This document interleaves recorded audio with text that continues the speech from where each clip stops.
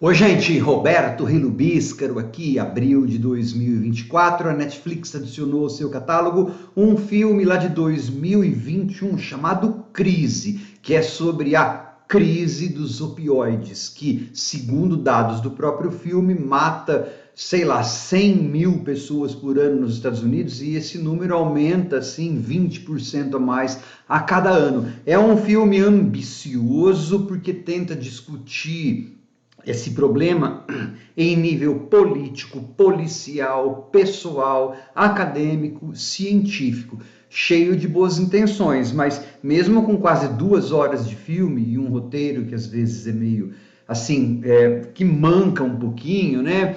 É difícil você chegar a uma coisa mais profunda. Então, trata-se de um filme assistível, mas esquemático. Só que antes de comentar um pouquinho mais, eu gostaria de convidá-los a se inscreverem no canal Robertando, curtir os vídeos, compartilhá-los, agradeço bastante. Um dos produtores executivos é o ator que faz Gary Oldman, que faz talvez a história mais interessante. São 3 histórias que provavelmente se cruzam, 2 delas se cruzam mais assim, e a outra do Gary Oldman não tanto, mas enfim, é assim.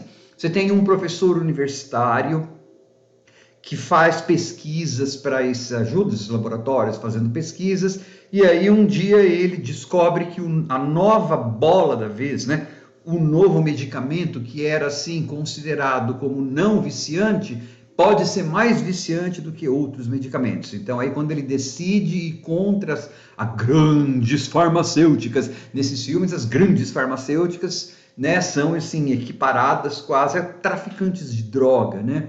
Então quando ele tenta fazer isso, imagina, vira tudo contra ele. Outra parte da trama é um policial da DEA que está investigando e querendo pegar traficantes armênio-canadenses que então traficam isso aí, esses opioides, tá? Só que ele também tem um problema pessoal, interesse pessoal. A irmã dele é viciada, está numa clínica de recuperação. E tem uma outra mulher, né, que é uma arquiteta que fora dependente, agora ela frequenta aqueles tipos narcóticos anônimos, e aí o filho dela desaparece e ela acha então que tem tudo a ver com drogas. Ou seja, o roteiro ele é ambicioso porque assim, todo mundo tem pelo menos 2, 3 agendas. E aí, como tem muita gente, porque eu só falei dos principais, só que essas pessoas têm amigos, têm filhos, então assim,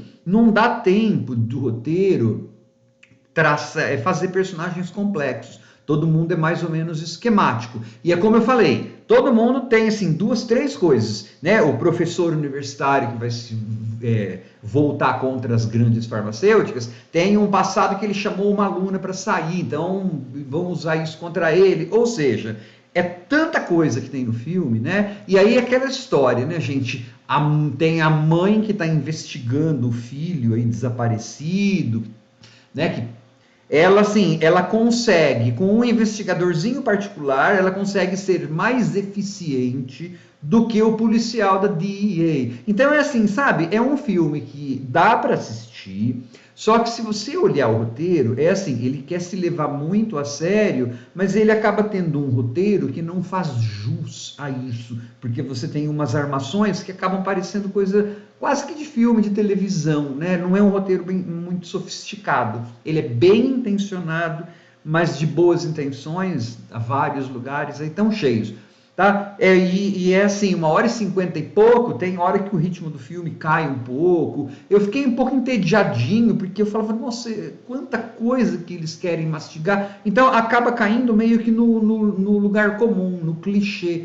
Né? Talvez se fosse uma minissérie poderia ter um alcance maior, como aquela Dope Sick e outras minisséries, né? Porque o tema é interessante, assim. Só que esse filme ele não consegue ir a fundo em nada porque ele ambicionou demais. Tem, sei lá, pelo menos três bons filmes nessa história, tá? Neste filme.